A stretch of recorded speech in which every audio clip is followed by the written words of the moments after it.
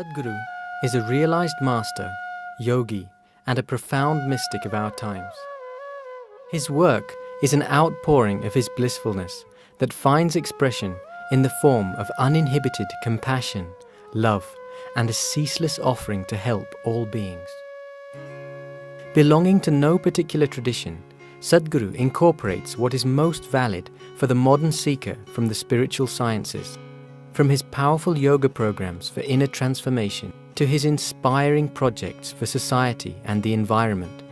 Sadhguru's work is an endeavor to create an inclusive culture that is the basis for global harmony and progress. His public satsangs and programs draw hundreds of thousands of people from all walks of life, creating a huge spiritual wave in each city. These classes provide individuals with the tools to optimize all aspects of health, inner growth, and success. Available to all who are willing, Sadhguru's life is an invitation to the divine through individual transformation. Sadhguru works with the world's preeminent leaders and institutions to foster peace, global understanding, and international cooperation. He has addressed a number of prestigious international forums and has conducted special programs for various groups and corporations to instill an inner balance which empowers one to effectively handle external situations.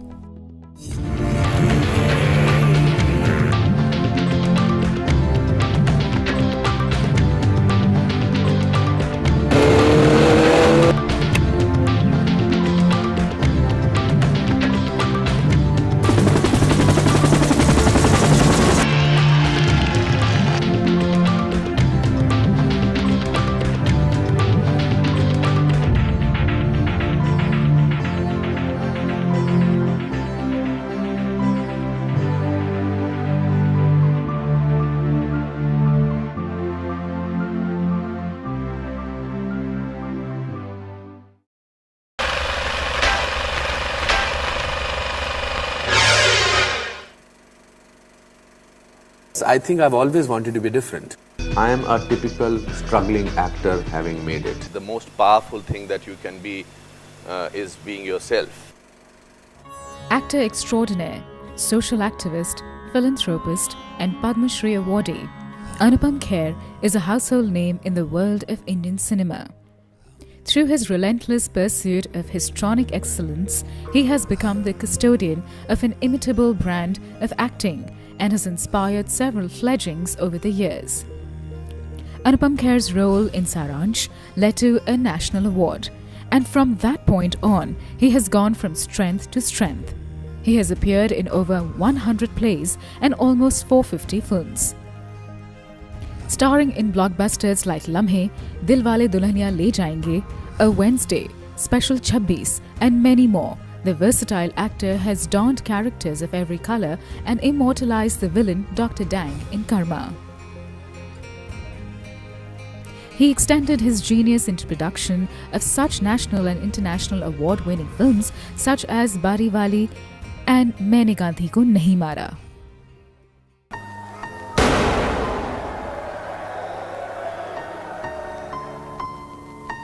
मैंने जानबूझकर गांधी जी को नहीं मारा।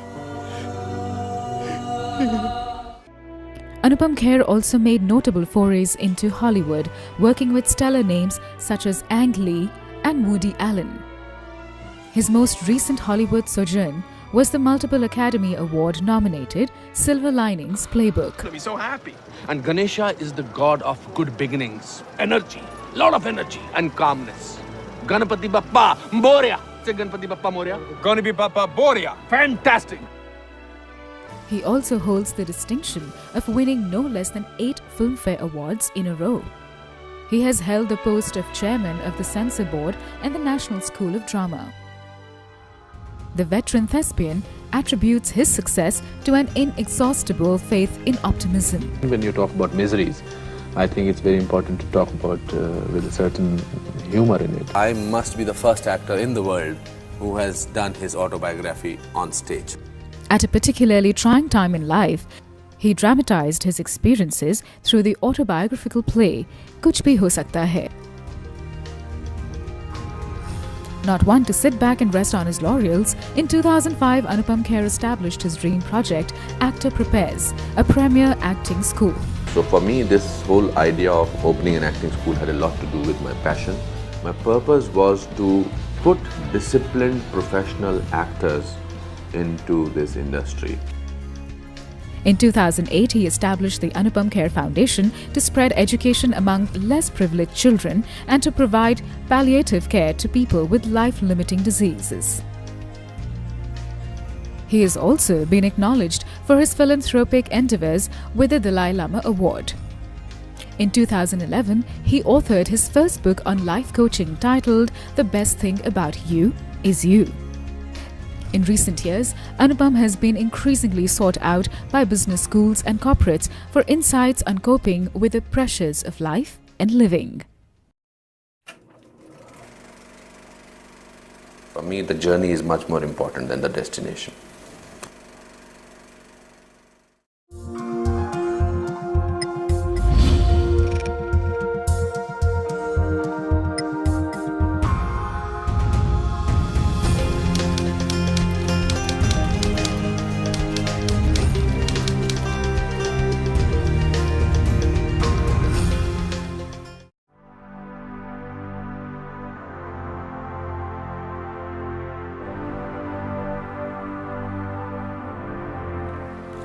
It's very rarely that an actor is called to have a conversation with a mystic guru. People find it, why an actor? Well, I'm a seeker of truth, I'm a seeker of the mysteries of life. Apart from that, Pallavi is a very dear friend, we know each other for a long time. And when I read this book a few days back, I was very intrigued that she has sorted out her life. I met Sadhguru a few years ago and my life changed so dramatically. Sadhguru is not just inspirational.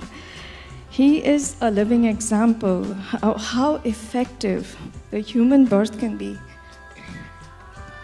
What he does with his hands, what he does with his ideas, it changes even destinies. Every single day, he leaves this planet in a much, much better way. They say that the knowledge of what is possible is the beginning of happiness. Here in this book lies what is possible, a possibility, yours and that of a master's. We have chosen the theme of this book to start today's conversation with Sadhguru, and I really can't think of a better person to do this than Anupam Kher.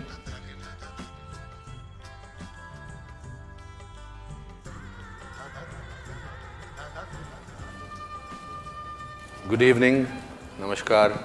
I must clarify beforehand that my questions do not need to necessarily make me out to be an intelligent man. I don't want to be intelligent or to be taken so seriously that that's Sadhguru's responsibility to answer them. My questions will have the curiosity of a child who wants to sort of know, maybe I'm representing all of you, but I don't mind making a fool of myself as long as I get some answers. You're in a very advantageous position. That is because there can be nothing wrong with a question, only answers are a problem. Okay.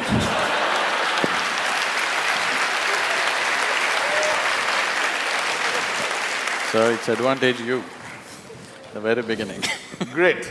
Let's start with my first question. There's a very intriguing… people make these great prophecies about world coming to an end, etc. Will the world come to an end in 2012? So all those people who firmly believe that the world is going to come to an end the coming year, what I would tell them is, we have a lot of work to do. I have lots of work to do. 2013, 1st January, because anyway 2012 the world is going to end. On 2013, 1st January, all your wealth and money and everything, please write it to Isha Foundation, there's work to do.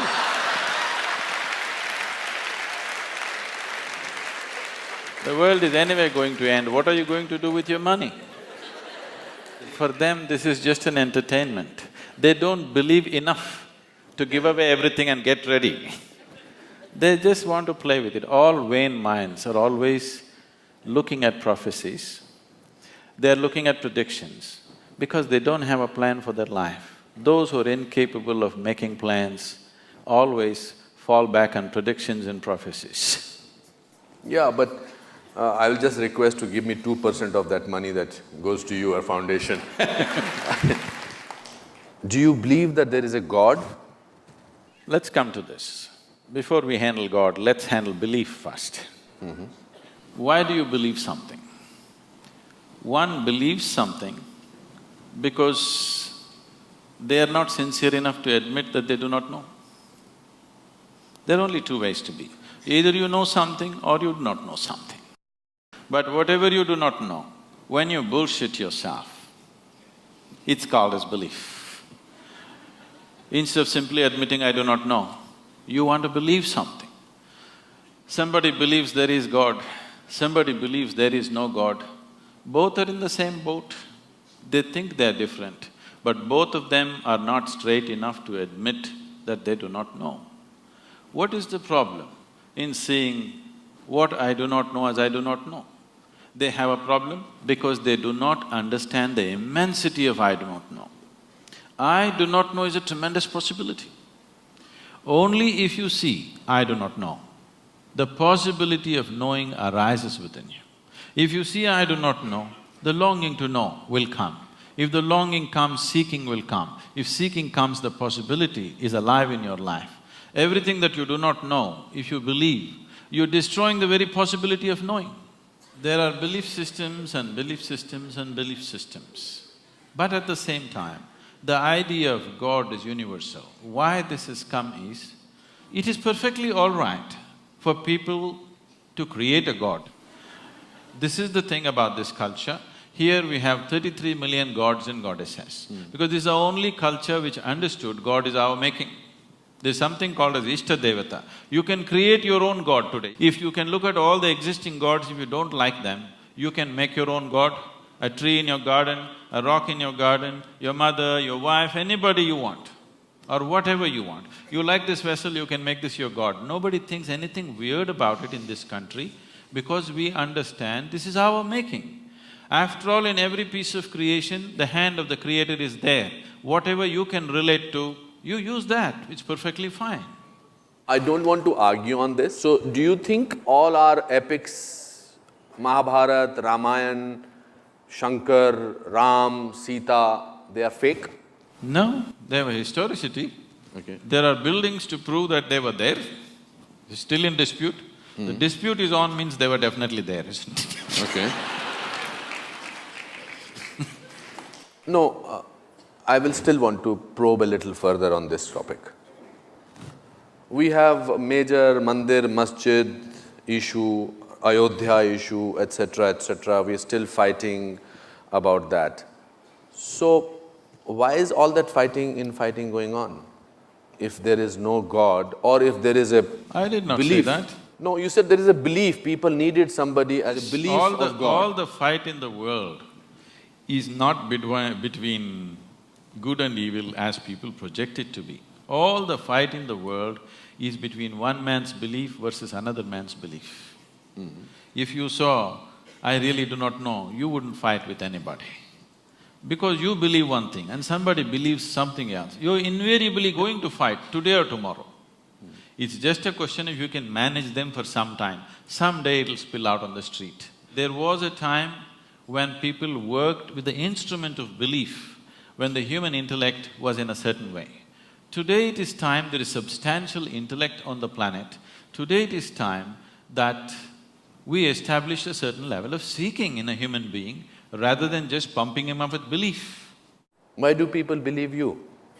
Who said they believe me? This is a huge full house. No, they're looking… Everybody is they're clapping. sitting there evaluating every word that I say. I don't think they believe whatever I say. To me, they look smart enough to understand and evaluate. I have performed in this auditorium, it's never been so full. So there has to be something in their belief in you which makes them look up at you. Why do they trust you? Why do they believe in you so much? Now let's take off the word belief. Yes, they trust me. Okay, I mean, my word may be different. Do you think that Sadhguru has powers which you don't have?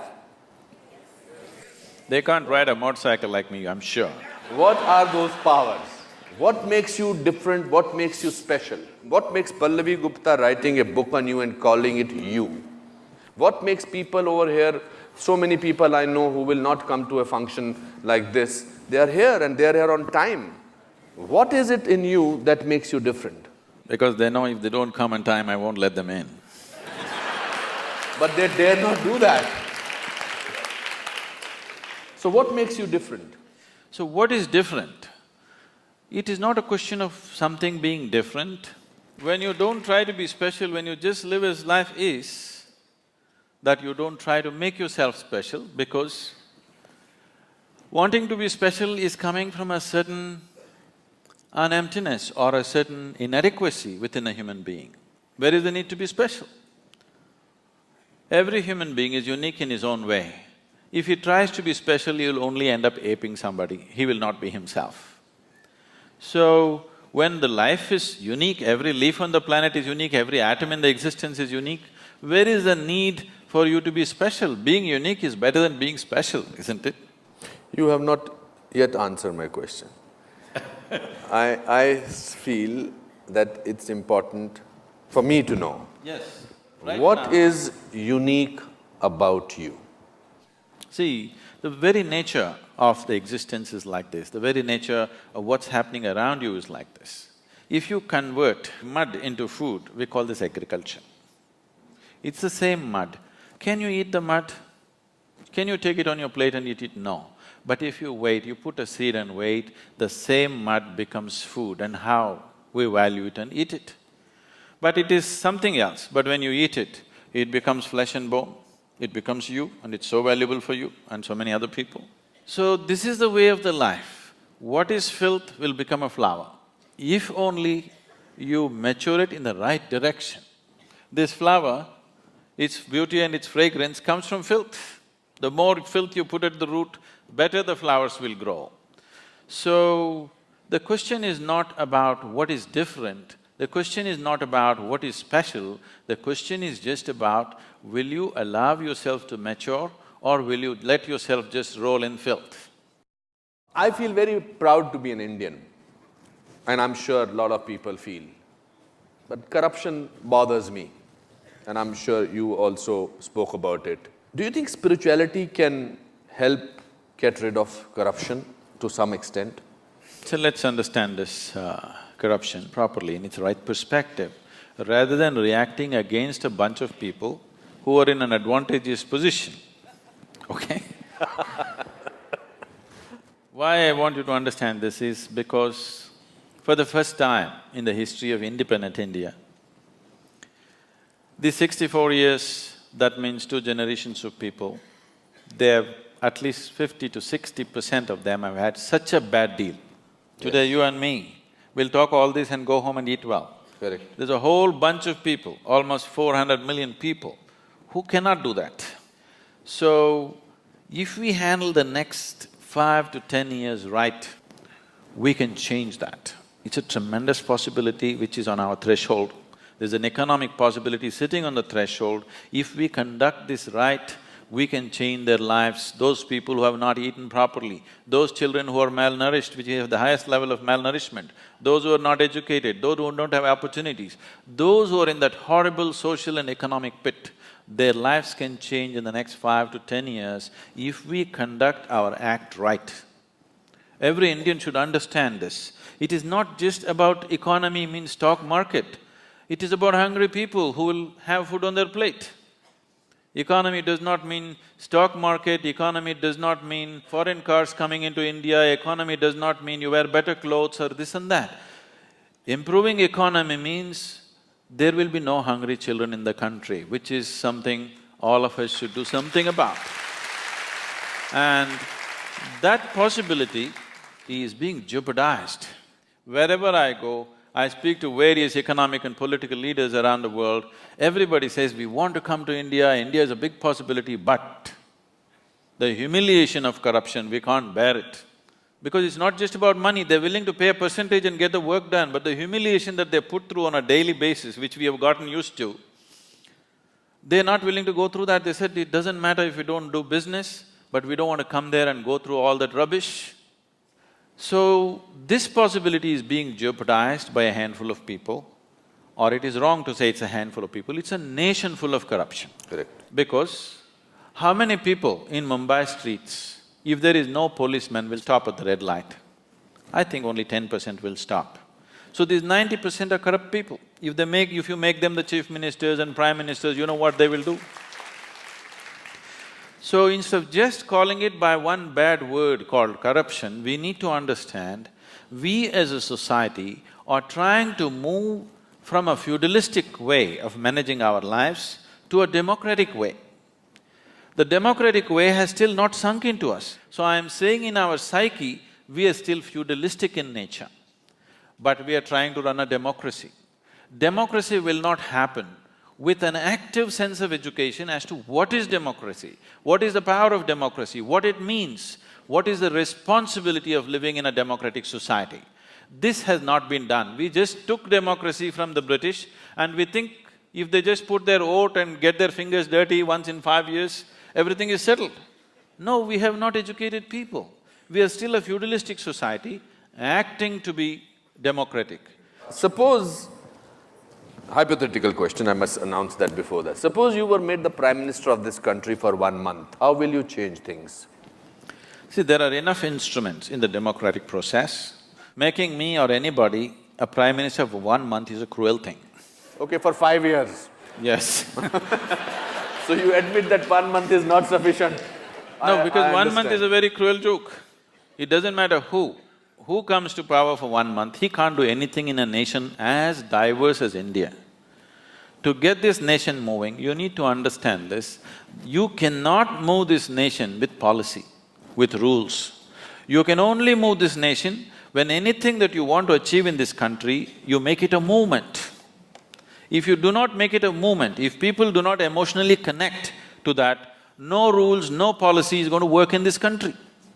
It is only people who have been implanted from somewhere, who have not grown up with Indian people, who do not understand this. They think if you make a rule, everything is going to work. This is not Switzerland. If you announce on the notice board, everybody will follow. Here you have to make a movement out of it. You have to make emotionally people connect to what needs to be achieved. If you are not able to do that, nothing is ever going to happen.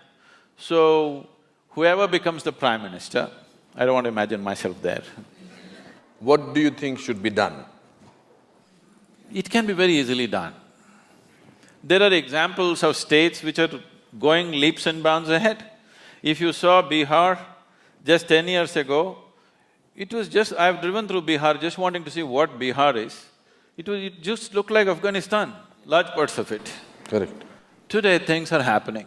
Absolutely. Wonderful things are happening. Just one man. Things are happening in Gujarat, just one man. Absolutely. So can't we produce 25 men or women like that in this country for every state? Are we so impotent that we cannot produce 25 human beings with some integrity who will do something straight for this nation? And today you don't have to do much. India is sitting on a boom time. You just have to manage a few things and let it happen, that's all. You just have to see that economic process do not go out of control, you just have to manage that, you don't have to do anything. It's boom time, the whole world is looking towards you. The only two economies everybody is banking on is right now China and India. India is better equipped because it's a democracy, because all the numbers are scrutinized, but what is in China cannot be scrutinized, so many people are very suspicious and fearful because it's supported by the government. India has a proper corporate structure, India has a reliable stock market which is a reading. Indian market is open, you can study what you want, you know where you're putting your money. So definitely India would be a natural destination for every investor in the world. Only thing is they're afraid of our corruption, not the system. They like our system. Our corruption… Corrupt system. System is not corrupt. Corruption. Corruption. The reason it's the people who are He has a manning way it. of making me say things that he wants me to say. No, the people who are manning it. People who are manning it are the problem. But how do you find them? You mentioned two states. You mentioned Gujarat and you mentioned Bihar. And strangely, they are not the states which we have in the center. So how do we… are we politically corrupt, politically completely bankrupt? How do we do that? No. It is only because common people are not participating in the democratic process. Yes. Participating in the democratic process does not just mean once in 5 years you cast your vote. Most people don't even do that. But I'm saying even if you do that, that is not enough. Democracy is an active sport, it's not a spectator sport. You can't sit back and say, let somebody do democracy. Democracy means you are the boss, you can't sleep on it. You have to be active to everything around you. If you do not bring that consciousness in people, that awareness and activism in people, it'll not work. At the same time, for everything you protest, for everything you call a bandh, for everything, it's our culture. People have understood the technology of how to stop the nation, bandh, hartal, but how to run the nation, it's a different technology. I'm saying, at least once a month, in your street, in your region, whatever is the sticking points in your area, in your street, just make a list of that, get a few people together, whoever the councillor, the MLA, call him for a meeting, talk to him what needs to happen. Casting vote once in 5 years is not good enough because you employ somebody and you don't see that he works. That is not… doesn't make sense, isn't it? I grew up in a lower middle class family, small town. As a child, I had a great sense of wonder about everything. I till today have a great sense of wonder. I'm very happy to be talking to you. I don't see that in today's children. I don't see a sense of wonder in today's children. Because they replace the wonder with www. Exactly, that's right. They know the whole universe before they're 6. Exactly, they know everything. They just have to press Google and all the information. But information does not necessarily translate into knowledge at all. So how do… and they always say this, that's the way I am.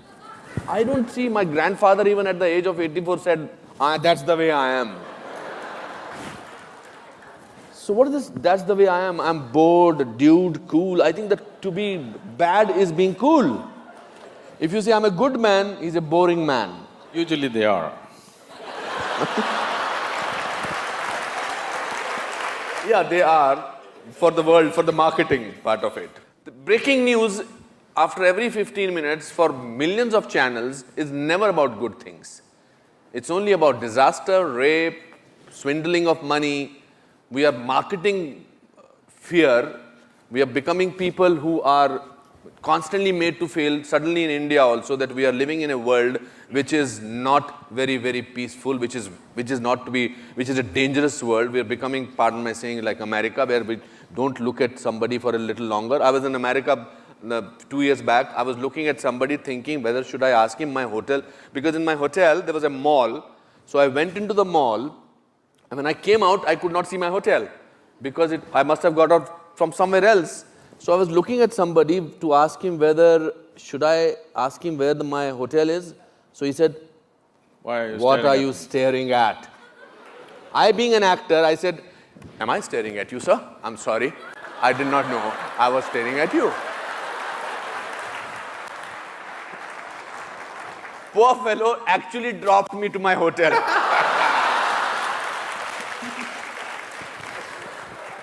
What my point is, how does one in today's time, in these times, retain a certain amount of innocence, a certain amount of sense of wonder? How does one do that? See, now there are two things you said, wonder and innocence. Wonder does not necessarily come from innocence. Okay. See, for example, when you were a child, you definitely looked up at the sky, isn't it? Absolutely. Did you ever count the stars? I used to do that in Simla. There was nothing to do. How far did you go? Oh, no, nothing. I could not go beyond 100 or 200. So I meticulously sat down on the terrace, counting, trying to make, segments of the sky and trying to count.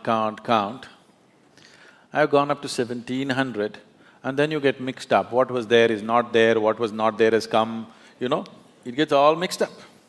But today, that itself was wonder. 1700 just blew my mind.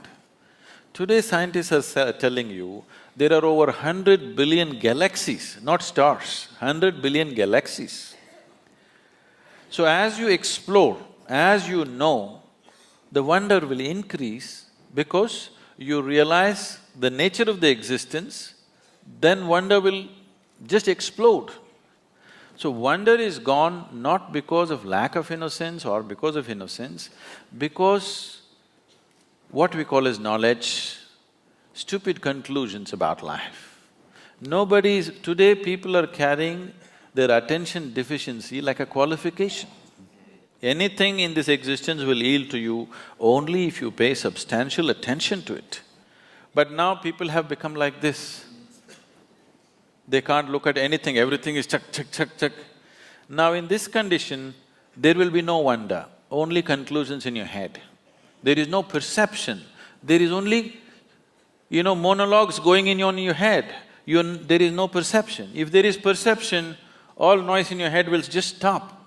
If you're looking at something absolutely beautiful and engaging, everything stops. Why people are enjoying your cinema is just this, you switch off the lights, they're focused on the thing for those whatever few minutes or 90 minutes or whatever, their usual monologues are gone, something else is happening. It is the attention which is making the difference. It is not what's playing on the screen. It is what is playing on the screen is instrumental in grabbing the attention, but it is the attention, continuous attention, which is making the experience of being there. So, this is a rudimentary form of meditation. It's called dharana. So how does one in today's time retain that attention span? One simple thing is, everybody must do something about themselves. Every child, every school should bring this dimension that a child is required to pay attention to something continuously. It could be music, it could be dance. See, you cannot do music or dance unless you pay attention to it, You'll make a fool of yourself if you do not pay enough attention. But you can pass an examination without attention, you understand? That's right. I've seen this simple thing. Children came to us, we have a Isha home school, which is run in a very different way. I one day went to the assembly, all these 6.5-year-old kids, they're all like this. I said, why are the kids like broken tops? Why are they shaking around like this? Then I just brought this thing, simply every day in the morning, sari gama pada nisa, 15 minutes, everybody must do. You go there after 2 months, they're all sitting like this. That's all it takes. You just take them into the jungle, make them walk for a night without torches, without cell phones, without anything, in a protected atmosphere, you will see within one night, there'll be a tremendous transformation in the sense of wonder in the child's life.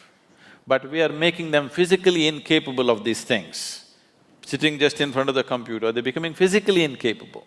When physically it hurts, they will protest, they'll not do anything. So it's something that parents must take care of. Bringing up your child does not mean just sending him to school and getting marks and grades and nonsense. Your child in body and mind should grow up to full capabilities. That is when it will manifest in his life as success. Just marks will not manifest as success. For that, parents also have to be… Of course. Peaceful and restful. Do you get angry? You want me to right now? You can. It's not that I'm incapable of anger, I'm capable of everything. It is just that I have not given this privilege to anybody that they can make me angry, they can make me happy, they can make me unhappy, they can make me miserable. I have not given this privilege to anybody. If somebody need to be shouted at, boom, I'll go. So what makes you angry? It doesn't make me angry. If they need a shouting, I'll give it to them. See, there are different kinds of people in the world. There is somebody here, if I just look at them, they'll understand why they're being looked at. There's somebody else here, if you look at them, they'll just stare back at you. If you tell them gently, they will understand. There is somebody here, if you tell them gently, they won't get it, you have to shout at them. There's somebody else here, even if you shout, they won't get it, you have to knock them on the head and tell them. Different levels of sensitivity in the world. Your action should be appropriate to the situation in which you exist. I am not bound like this, I will not say this, I will be gentle, I will be nice, I have no such things. I am just appropriate to the situations in which I exist. What you need, I will do. If you need only shouting, I'll do. What's my problem? What's your shortcoming? My shortcoming is, I'm not tall enough. You're the tallest man right now you're here. We know that. I came little short. Do you feel lonely? When you're alone, if you feel lonely, obviously you're in bad company, isn't it?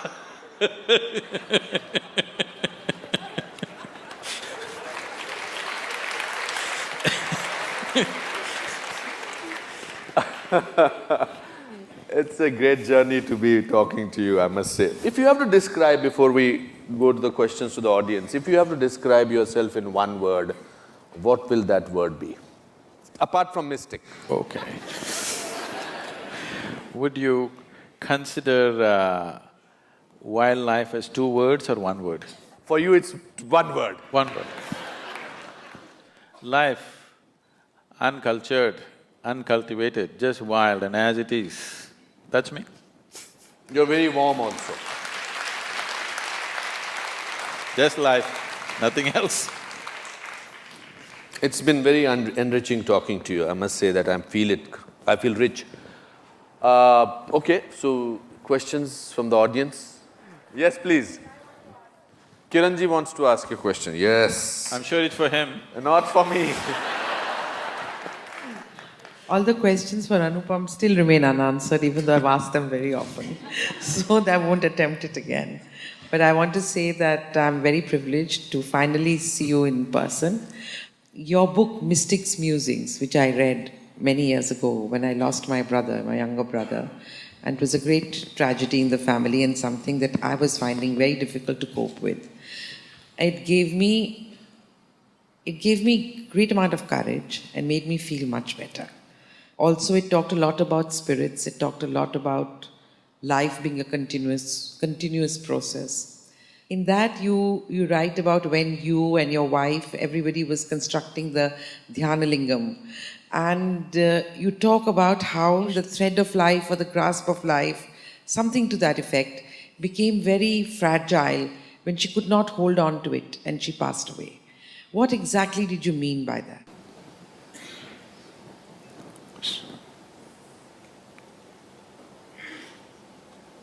The life within you manages to stick to the physicality of who you are. Physicality is something that you gathered. It is not you, it is material, it is just a piece of this planet. What you gathered from the planet, if it has to stick to the life that you are, you must be in a certain level of reverberance. If you drop an intensity below a certain point, you can't hold it. That is called as dying of old age. If you have seen anybody close up who are dying of old age, you will see his eyes become feeble, life becomes feeble. It's like the body is struggling to hold it, but it can't hold because it's become too feeble.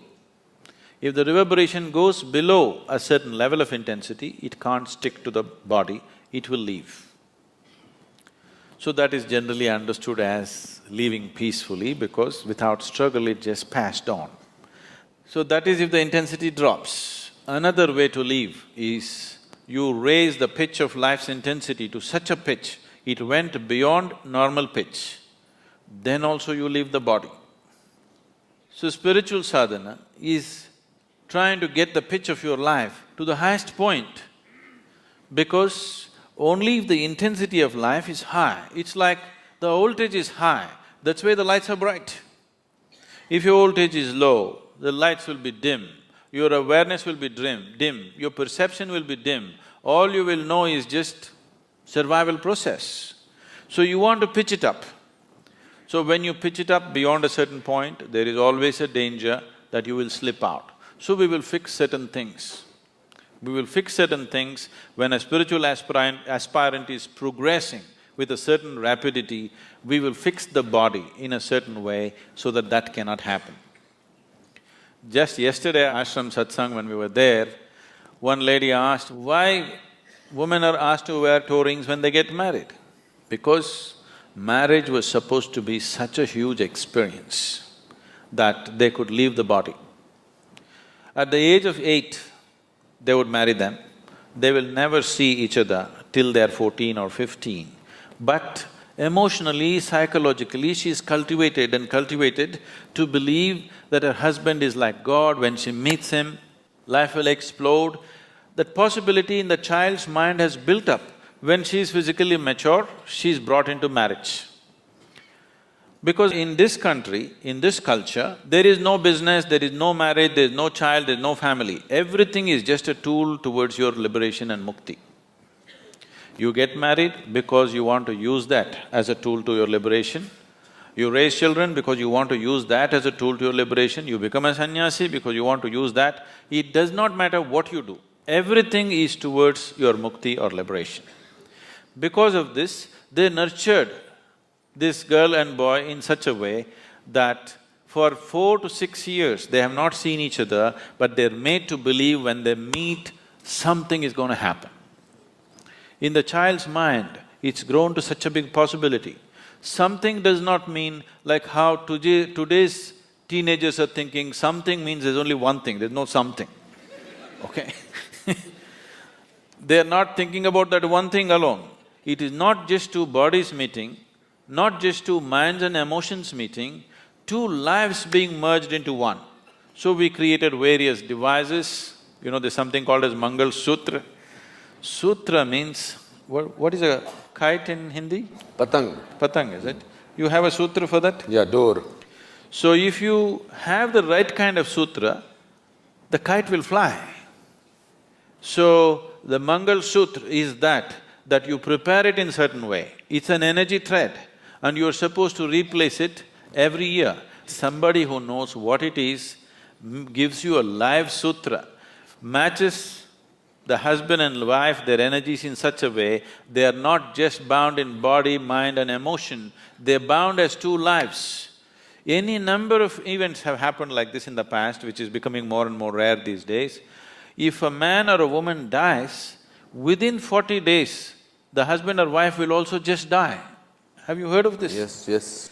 There was a time when the film people were singing Janam, Janam, all that. Now they're talking expiry date for relationships.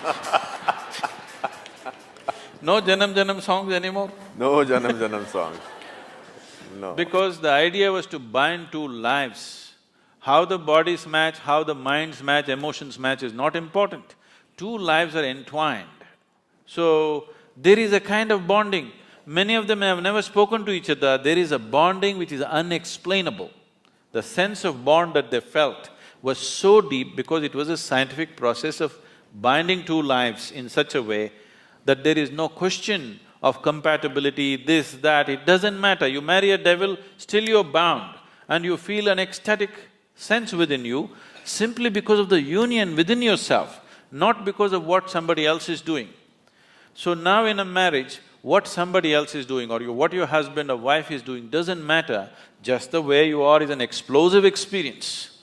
This is how a lot of women lived in the past, because the process was very scientific and it was done properly. So they put this metal on the toes and also on the ring finger always, because if there is metal on certain strategic places in your body, you will not accidentally leave your body. So when you do spiritual sadhana, when we notice somebody is becoming very intense, first thing is, I will gift them a simple copper ring, which they must wear. They must wear and they cannot remove without permission. Because if this simple metal is on the ring finger, when they get into certain states of exuberance, by accident they will not slip out of the body. So, she got into such exuberant states. Naturally, certain little bit of jewelry things were there. These things were never discussed till that point. There are many things I refuse to discuss because devices will work well only when people do not know how it works. So we just put it on people, we never explain. But when this situation happened, I had to explain what happened. She sat there on a full moon day evening with everybody. There were people around, and after 5 minutes, it is in the shrine, she got up and went. My eyes are closed, I knew she got up. I got little irritated, because nobody ever gets up once they sit down. Till we say it is time, nobody ever gets up. And of all the people, my wife getting up and going, little irritation in me. Why is she getting up of all the people? Then I ignored it and I sat down. After 5 minutes, she came and sat down. In another 7-8 minutes, she just went like that. When I looked, she was gone, with a big smile on her face. Then I looked, she has removed her nose ring, she's removed her bangles, she removed her toe rings.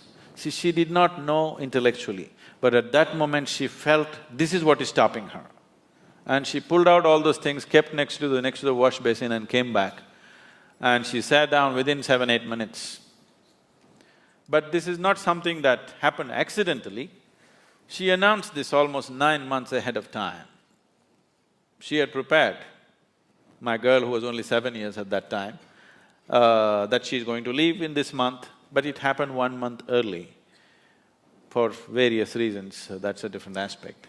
But this is not new in this country. Any number of yogis just sit down, announce to everybody and leave their body. She was not somebody who was steeped in spiritual sadhana. She's just a very alive, she's either up or down, you know. She's either absolutely exuberant or down. She doesn't know the in-between. She's not somebody whom you would consider a yogi or established in sadhana, nothing like that. She's a very exuberant person, and that's all it takes. That you're alive, that's all it takes. It's not that you know this or that, you're just 100% alive. That's the only qualification you need. And she started working towards it, she announced it 9 months ahead, we tried to sabotage it in so many ways to slow it down, but it went the way it went. Yes, please. At the Isha Yoga Center in Coimbatore, near the Samadhi of your wife, is a photograph which sent shivers down my spine. The feelings are of sheer ecstasy in my interpretation. How does one achieve that level of ecstasy in life?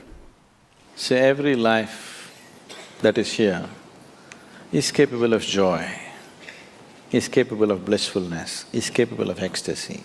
The only problem is they're not able to sustain it. The problem is of sustainability. Everybody knows moments of all this. But to be there, you have not built the necessary foundations. See, if there is a wall, you can jump up and have a peep. Or you can go on a trampoline and have a little longer peep, but you'll come down. But if you build a ladder, which is not so romantic as jumping, but if you climb up, you're across the wall. Instead of calling it by different names like blissfulness, ecstasy, this, that, pleasantness, highest level of pleasantness, this is what every human being wants. If your body is pleasant, we say it is health. If it becomes very pleasant, we say it's pleasure. If your mind is pleasant, we say this is peace. If it becomes very pleasant, we say this is joy. If your emotions are pleasant, we say this is love. If it becomes very pleasant, we say it's compassion. If your very life energies are pleasant, we say this is bliss. If it is very pleasant, we say this is ecstasy. If your surroundings have become pleasant, we say you're a success. This is all every human being is seeking, isn't it? Nothing more. You want your insides pleasant, you want your outsides pleasant. This is all a human being is seeking. Outside pleasantness, you need people's cooperation. Yes? It is a craft.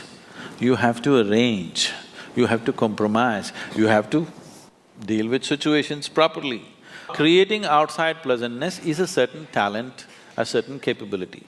Not everybody is able to do the same thing on the outside. But when it comes to interiority, all of us are equally capable. Nobody has come better endowed than the other. Every human being is capable of the same thing in the inward dimension. So, somebody is sitting in a state of ecstasy, how to get there? Is it possible for me? Don't even ask the question, is it possible? If it is possible for me, it is for sure possible for you. But what I do on the outside, is it possible for you? Maybe, may not be. But what I do on the inside, is it possible for me? Definitely, definitely possible. Inner experience, nobody can be denied. External capabilities are different. So, what needs to be done? Whatever you've been through, the inner engineering is the fundamental. If you get this one thing right, you will naturally grow into that. The problem is, every day you keep undoing it. You understand? So every day in the morning you do this, now we are giving the Isha Kriya CD also all over Mumbai. But every day in the morning you give yourself a 3-minute crash course in inner engineering. You will see, in 3 months' time, you will be feeling very pleasant. In 6 months' time, if you simply look at a tree, you will burst into ecstasy. If you look at a cloud, you will burst into ecstasy. If you close your eyes, you will get there. No matter what, you just need an excuse. You will become like that, for sure. Because these are the fundamentals. That's why I'm saying it's engineering, because if you want to engineer something, you have to do it right, otherwise it'll not work. You can't somehow… See, you want to build this building, you can't somehow place something and hope it will stand. It will not stand. You have to place it in a certain way, then only the building stands up, isn't it? Similarly, you have to hold yourself in a certain way, then only this experience holds up. Otherwise, moments up and then down. Also, I feel, with your permission, I think if you depend on others to make you happy, I think there's a possibility you may not be happy. If you decide that you need to decide to be happy, then there is a possibility. Why are you underestimating her husband? Okay.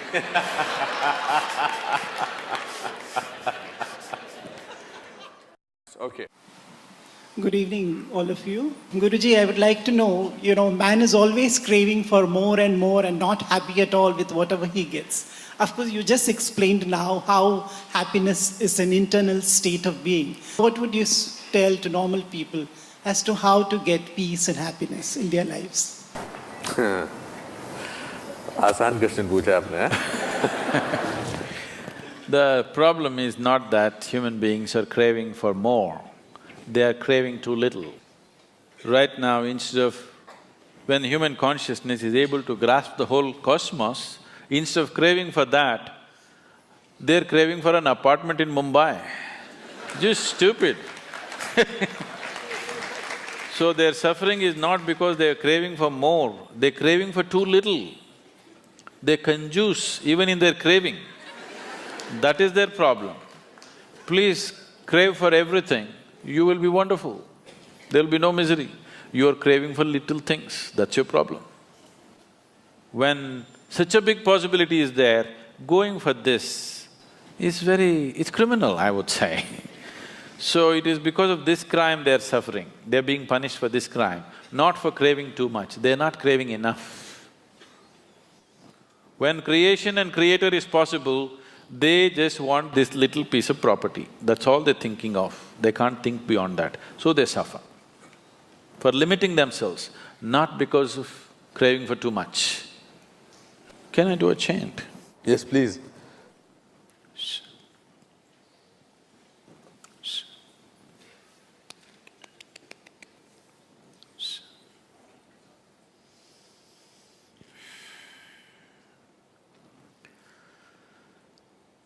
Kar charan kritam va kayajam karmajam va shravana nayanajam va manasam va paradam vihitam avihitam va sarvametacchamasva jaya jaya karunabdhe Jaya Jaya Karunabdhe Am Shri Mahadev Shambho. Now, immediately the question is, what is the prayer? It's not a prayer. You need to understand, there are no prayers in this culture, there are only invocations. Prayers are a recent happening. Prayer means you're trying to talk to somebody. Invocation means you're trying to bring out what is the greatest thing within you. Now, what this chant, to put it in a simplest form, is everything. The earth that I walk upon, the air that I breathe, the water that I drink, the food that I eat, the very space in which we exist, the hand of the Creator is active. The only most beautiful thing that you can do is to be absolutely involved with this, but still not distort the hand of the creation. You do not distort the hand of the Creator. That is, something that you do is an aberration to what the Creator intends.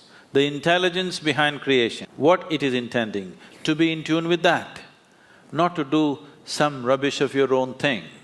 So, this is a journey from being a piece of creation to being the Creator. Every human being is capable of this. It's my wish and my blessing. This should become the reality in your life. Thank you very much for being here. Thank you. Words fail me to say that it was a lifetime experience. Thank you, Pallavi, for writing this book and making this evening possible. Thank you, Sadhguru. Thank you, Isha Foundation, and thanks a lot for everything. Thank you so much. Thank you, Anupam ji, on behalf of all of us, for engaging Sadhguru in this very rich and insightful conversation.